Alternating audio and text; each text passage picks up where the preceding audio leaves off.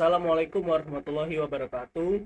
Kami dari kelompok SB9 ingin mempresentasikan hasil PBL kami untuk penilaian AS Praktikum Elektronika Analog dengan dosen mata kuliah Bapak Budiana SSI MSI. Dengan saya Muhammad Iqbal dengan NIM 4242301047. Dan saya Ahmad Moza dengan NIM 4242301048. Pendahuluan, latar belakang perkembangan zaman yang cepat membuat semua orang menginginkan sebuah alat yang memiliki kecepatan dan keakuratan demi menghemat waktu sebanyaknya. Digital Land Follower Robot merupakan salah satu jenis robot yang dapat bergerak secara otomatis mengikuti garis yang memiliki warna berbeda. Dalam perancangannya, Digital Land Follower Robot memiliki 3 bagian utama, yaitu bagian mata berupa sensor garis yang berfungsi mendeteksi garis, bagian kaki yang berupa motor DC, dan roda bebas sebagai penggerak robot, serta bagian otak yang berupa IC microcontroller sebagai pengendali robot. Berdasarkan permasalahan yang ada, kami membuat sebuah robot yang dapat bergerak mengikuti garis dengan benar. Pembuatan dan pengembangan robot ini diharapkan dapat berguna bagi siapapun yang menginginkan sebuah robot yang memiliki kecepatan dan kekuatan demi menghemat waktu. Permasalahan yang pertama, efisiensi operasional. Contoh, pengangkutan barang-barang di gudang, pabrik. Yang kedua, peningkatan produktivitas. Robot dapat bekerja terus-menerus tanpa beristirahat, yang berarti tugas-tugas pengangkutan dapat diselesaikan lebih cepat dengan lebih sedikit SDM. Yang ketiga, keselamatan kerja. Di daerah yang berbahaya, robot dapat mengurangi risiko kecelakaan dengan mengambil alih tugas-tugas pengangkutan. Yang keempat, pengembangan teknologi dan pendidikan. Dengan menggunakan robot dapat mengurangi emisi dari penggunaan kendaraan bermotor. Pembuatan robot dan follower didorong oleh kebutuhan untuk meningkatkan efisiensi operasional, produktivitas, dan keselamatan kerja, serta untuk mengembangkan teknologi dan pendidikan dalam bidang robotika. Robot ini menjadi solusi yang relevan dan bernilai dalam banyak konteks industri dan pendidikan. Tujuan dari PBL ini adalah sebagai berikut. Yang pertama, mengetahui apa itu Digital Land Follower Robot. Yang kedua, mengetahui dasar-dasar teori yang digunakan dalam PBL Digital Land Follower Robot. Mengetahui dan memahami konsep dan prinsip kerja dari Digital Land Follower Robot. Yang keempat, mengetahui komponen penyusun Digital Land Follower Robot. Dan yang kelima, merancang dan membuat Digital Land Follower Robot. Yang keenam, membuat tugas PBL semester 2. Metodologi, flowchart tahapan pelaksanaan PBL. Mulai lalu melakukan literatur evaluasi PBL semester 1 dan literatur terkait PBL semester 2. Lalu melakukan simulasi, programming encoding, desain rangkaian. Setelah itu, melakukan desain akrilik, yang dimana ada perakitan dan wiring. Lalu, apakah berhasil atau tidak?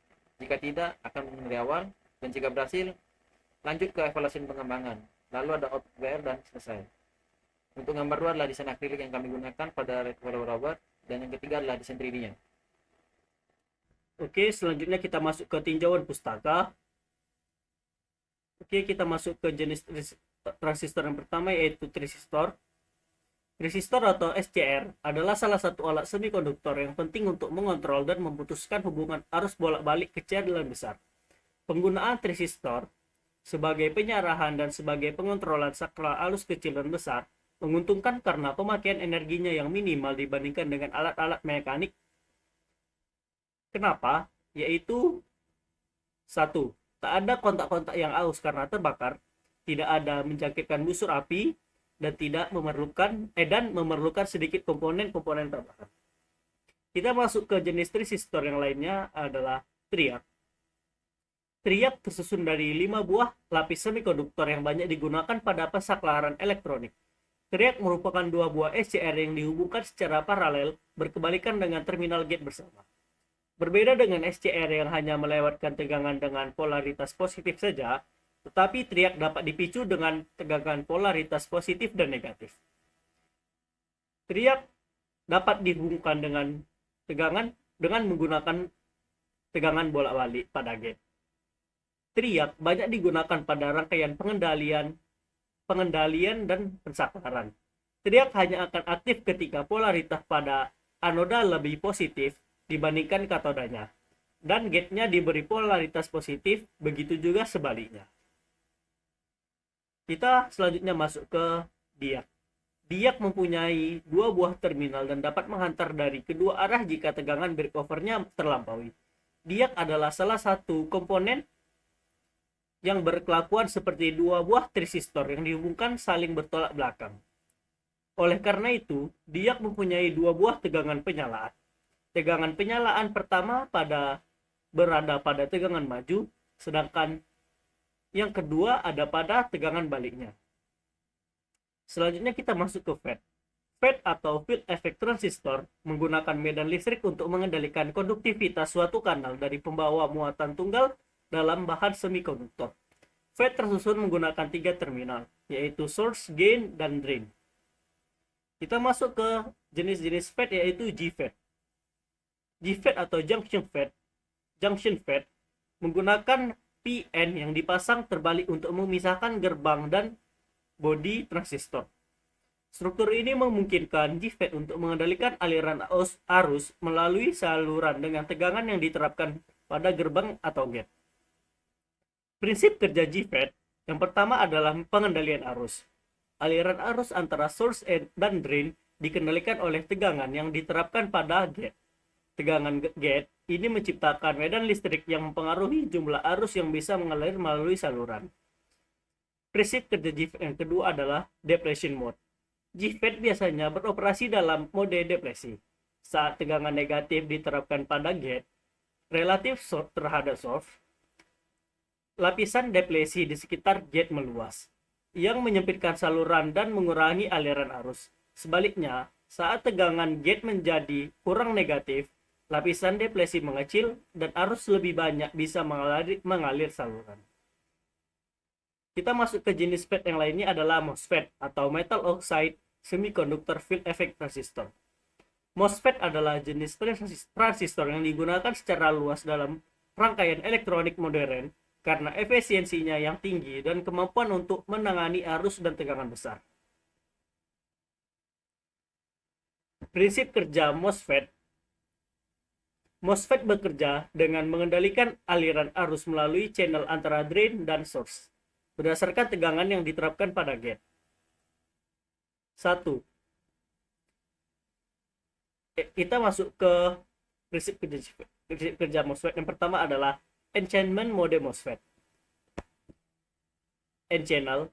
Pada bagian N-channel, channel terbentuk ketika tegangan positif diterapkan ke gate relatif terhadap source. Tegangan ini menarik elektron ke permukaan semikonduktor, membentuk channel konduktif. Kita masuk ke P-channel. Channel terbentuk ketika tegangan negatif diterapkan ke gate relatif terhadap source. Tegangan ini menarik hole ke permukaan semikonduktor dan membentuk channel konduktif. Selanjutnya adalah depletion mode MOSFET. Pada bagian N-channel, channel konduktif ada tanpa tegangan gate. Tegangan negatif pada gate akan mengurangi aliran arus. Pada P-channel, channel konduktif ada tanpa tegangan gate. Tegangan positif pada gate akan mengurangi aliran arus. Kelebihan MOSFET. 1. Impedasi input tinggi. Hampir tidak ada arus yang mengalir ke gate, sehingga MOSFET memiliki impedasi input yang sangat tinggi. Yang kedua, kecepatan switching tinggi. MOSFET dapat beralih antara kondisi on dan off dengan sangat cepat, membuatnya ideal untuk aplikasi switching berkecepatan tinggi. Yang ketiga, efisiensi tinggi. MOSFET memiliki resistansi on state yang rendah, sehingga mereka sangat efisien dalam mengendalikan aliran arus besar. Kita masuk ke bagian MOSFET yang lainnya adalah CMOS atau Complementary Metal Oxide Semiconductor. CMOS digunakan di pengolah mikro, pengendali mikro, RAM statis, dan rangkaian logika digital lainnya. CMOS juga digunakan dalam rangkaian analog seperti pengindra gambar, pengubah data, dan trimancar terpadu untuk berbagai jenis komunikasi. Dua karakter penting dari CMOS adalah kekebalan desahnya yang tinggi dan penggunaan daya statis yang rendah. Daya hanya diambil saat transistor dalam CMOS berpindah di antara kondisi hidup dan mati.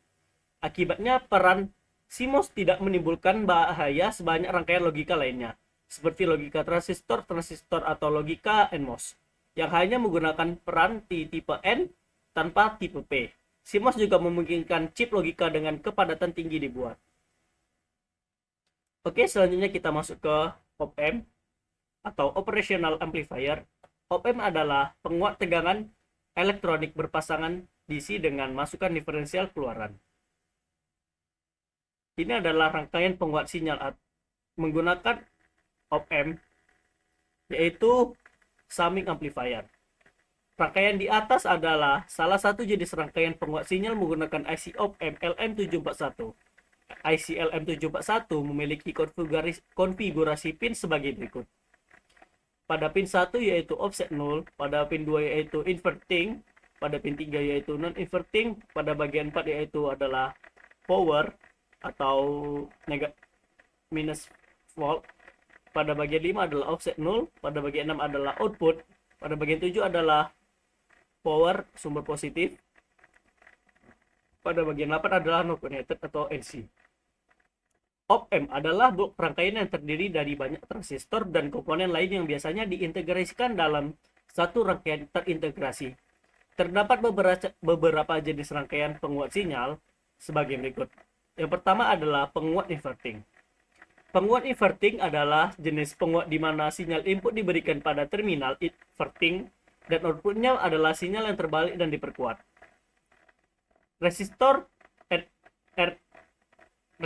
input dihubungkan antara sinyal input dan terminal inverting. Resistor feedback dihubungkan antara output dan terminal inverting atau negatif. Terminal non-inverting plus dihubungkan ke ground. Selanjutnya adalah penguat non-inverting. Penguat non-inverting adalah jenis penguat di mana sinyal input diberikan pada terminal non-inverting plus dan outputnya adalah sinyal yang searah dengan input tetapi diperkuat. Sinyal input diberikan ke terminal non-inverting yaitu plus. Resistor R1 dihubungkan antara ground dan terminal inverting yaitu minus. Resistor feedback dihubungkan antara output dan terminal inverting yaitu negatif. Selanjutnya adalah penguat diferensial. Penguat diferensial adalah jenis penguat yang memperkuat perbedaan antara dua sinyal input. Dua sinyal input diberikan pada terminal negatif yaitu inverting dan non-inverting yaitu plus. Resistor R1 dan resistor feedback dihubungkan sesuai dengan konfigurasi untuk memberikan perbedaan sinyal. Selanjutnya kita masuk kepada bagian simulasi.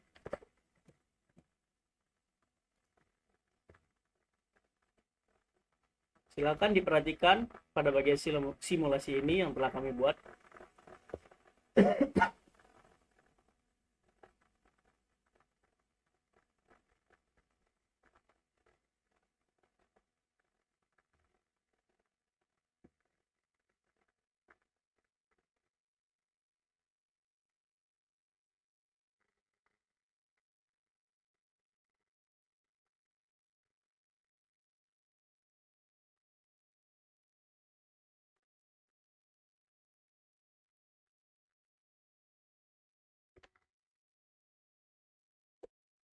Oke, selanjutnya saya akan menganalisa hasil dari simulasi ini. Rangkaian dalam gambar PPT ini merupakan rangkaian dasar kontrol motor DC yang menggunakan Arduino Uno untuk mengendalikan dua motor DC. Arduino Uno menyediakan platform untuk pemrograman logika kontrol motor. Sedangkan rangkaian driver motor untuk memperkuat sinyal Arduino, tapi menyediakan sinyal Arduino dan menyediakan arus yang diperlukan untuk menggerakkan. Komponen yang digunakan pada simulasi ini yaitu adalah Arduino Uno, driver motor L298N, motor DC, catu daya, op-amp, dan dioda. Selanjutnya saya akan menjelaskan cara kerjanya. Yang pertama adalah sensor LDR mendeteksi intensitas cahaya dan menghasilkan tegangan input yang bervariasi sesuai dengan intensitas cahaya. Selanjutnya adalah tegangan input dan tegangan referensi yang dihubungkan ke input op-amp. Op-amp membandingkan kedua tegangan ini dan menghasilkan output tegangan tinggi. Jika tegangan input lebih tinggi dan tegangan referensi, atau output tegangan rendah jika tegangan input lebih rendah dari tegangan referensi.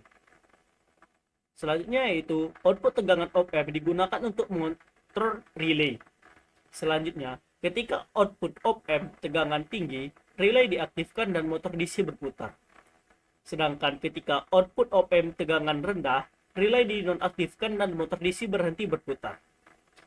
Terakhir, kecepatan motor DC dapat dikontrol dengan mengubah tegangan referensi menggunakan potensiometer. Oke, di sini terdapat di sini pada rangkaian terdapat op-amp. Fungsi fungsi op-amp pada rangkaian ini adalah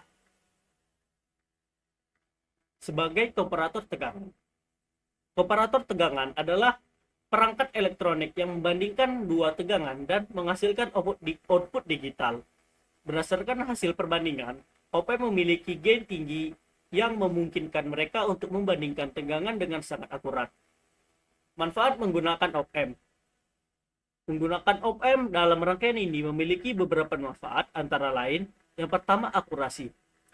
Op-amp memiliki gain tinggi yang memungkinkan mereka untuk membandingkan tegangan dengan sangat akurat.